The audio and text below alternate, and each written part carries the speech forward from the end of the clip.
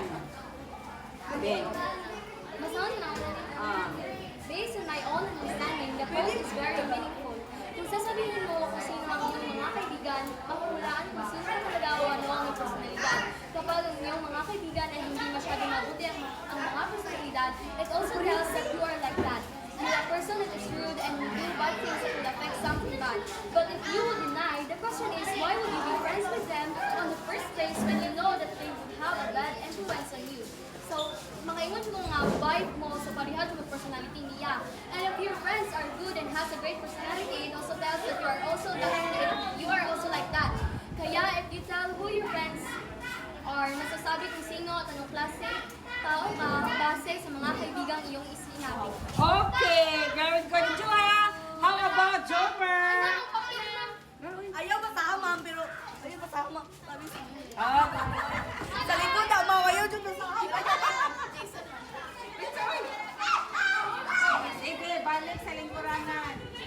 Atong karohon ang gisupi ni Camille. Kaya nga na naman. Sa gingon? Oh, Ben. Banana. Hindi ko lingkod, no? Sikyo na po. Pero sikyo mo dyan po. Lingkod. Ano ang ibig sabihin ng tell me who your friends are and I will tell you who you are? Sabihin mo sa akin kung sino ang iyong mga kaibigan at sasabihin mo sa inyo kung sino ka ba talaga. Ang mga kaibigan ninyo ay ang malaking impluensya ng inyong pagkatao. Sila ay kaagapay ng inyong mga magulang sa paghubog kung sino ka.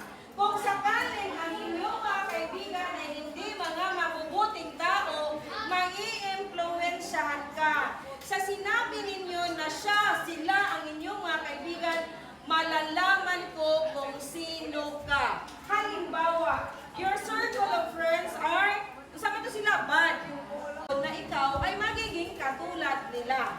Pero kung pinili ninyong mabuti kung sino ang magiging kaibigan, yung mga mabubuti, alam ko 101% na kayo ay mga mabubuting tao in the future.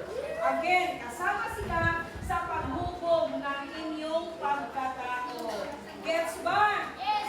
Lalo sa gingon ko muna, you are the reflection of your parents. Ang inyong parents, number one ba yan